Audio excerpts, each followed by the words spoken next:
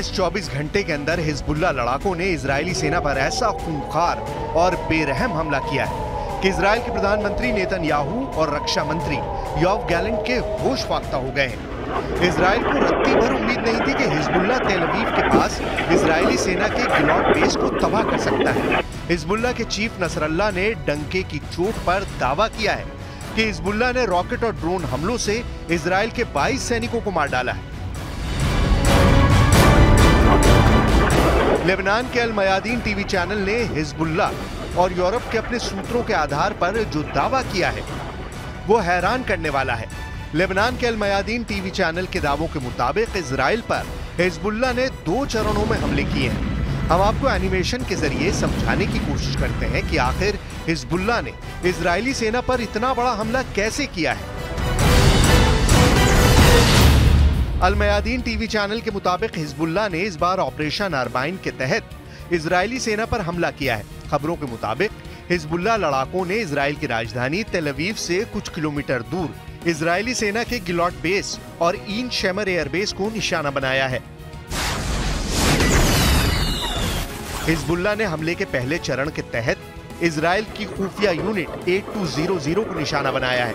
दावों के मुताबिक शुरू में हिजबुल्लाह ने अंधाधुंध रॉकेट से इजरायली बेस पर हमले किए, जिसमें से ज्यादातर रॉकेट को इजरायल के आयरन डोम ने तबाह कर डाला।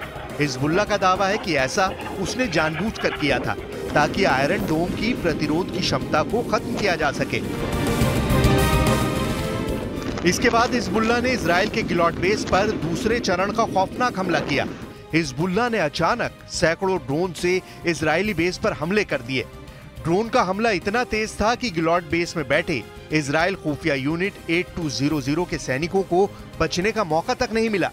अल मयादीन टीवी चैनल के मुताबिक हिजबुल्लाह के ड्रोन हमलों की वजह से इजरायल के 22 सैनिक मारे गए हैं, जबकि 74 इजरायली सैनिक बुरी तरह से जख्मी हैं।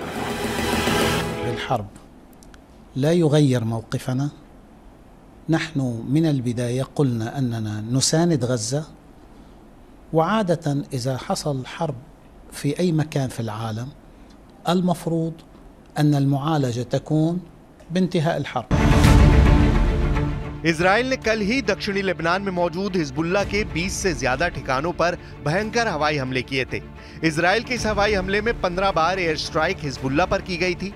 इजरायल ने इस हमले के बाद दावा किया था कि उसके हमले में दक्षिणी लेबनान में मौजूद हिजबुल्लाह का एक टॉप कमांडर मारा गया है।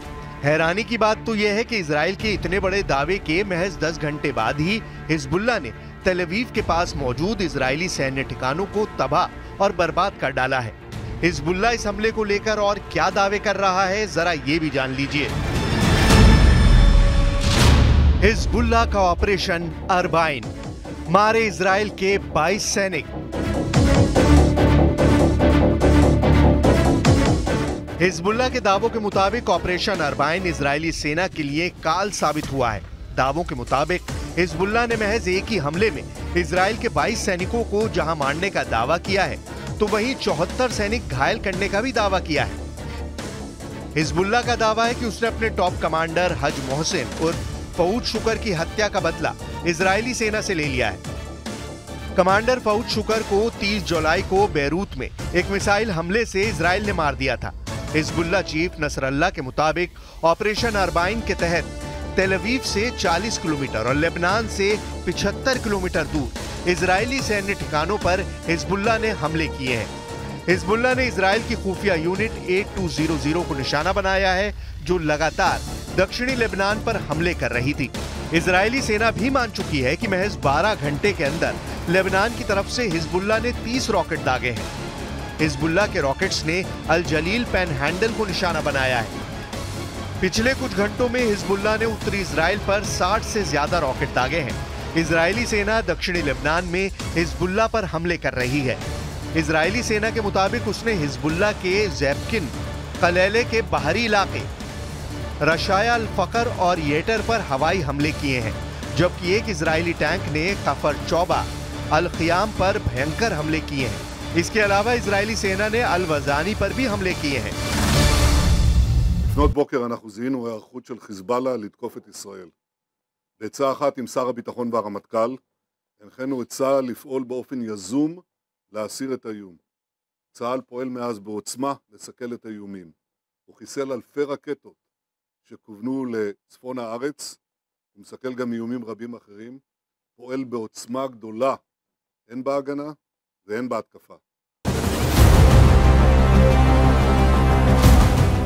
हिजबुल्लाह को कमजोर समझना शायद इजरायली सेना की सबसे बड़ी भूल साबित हो चुकी है। इजरायली सेना बेशक गाजा के साथ साथ लेबनान पर घातक हमले कर रही हो, लेकिन खुद इजराइल के टॉप सैन्य अफसर चेतावनी दे रहे हैं कि हिजबुल्लाह को हमास समझना इजरायली सेना की बड़ी भूल साबित हो सकती है। हम आपको इजराइल के Israeli reserve major general Yitzhak Brik के बयान और चेतावनी दिखाते हैं, जिसमें वो साफ साफ संकेत दे रहे हैं कि हिजबुल्लाह के सफाए के चक्कर में कहीं इजराइल का ही सफाया ना हो जाए। Reserve major general Yitzhak brick का साफ कहना है कि अगर लेबनान से सीधी और बड़ी जंग इजराइल ने की तो हिजबुल्लाह इजराइल के तेल अवीव, गुशदैन को तबाह कर सकती है। इजरायली जनरल ने यहां तक कहा कि अगर इजराइल ने लेबनान के साथ युद्ध को आगे बढ़ाने का फैसला किया तो इसके गंभीर परिणाम भुगतने होंगे। उन्होंने यहां तक कहा कि इजरायली सेना के टॉप अफसरों की बात निरर्थक होती जा रही है।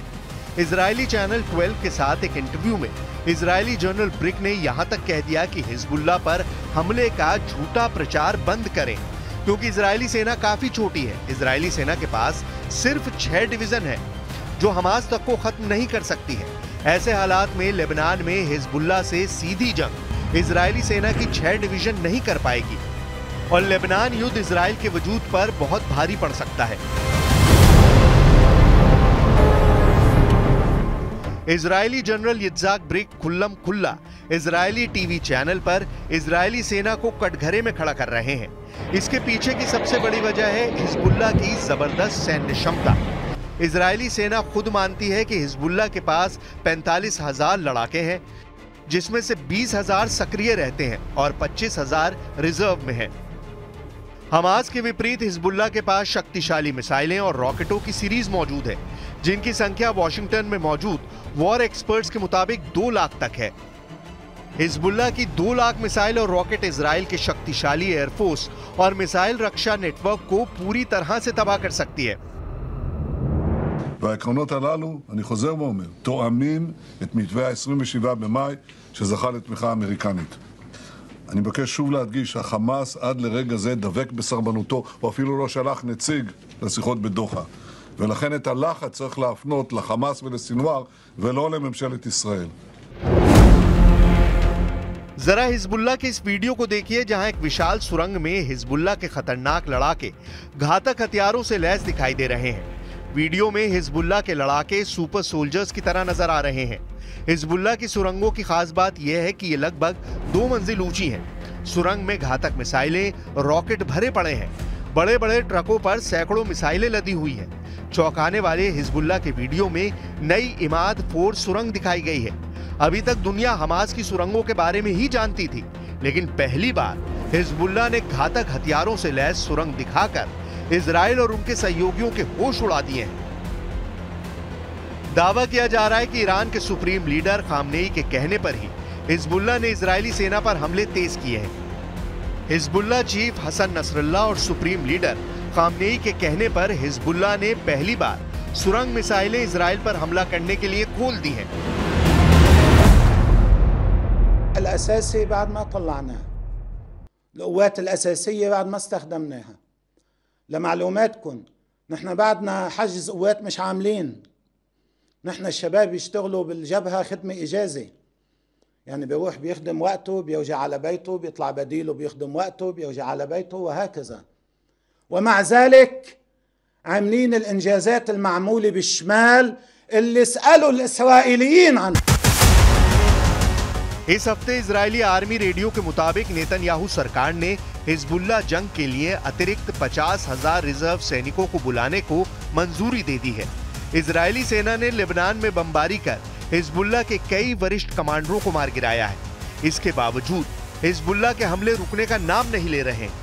ऐसे में कयास लगाए जा रहे हैं कि इजरायली सैनिक जल्द ही लेबनान में घुसकर हिजबुल्लाह के खिलाफ जमीनी कार्रवाई कर सकते हैं।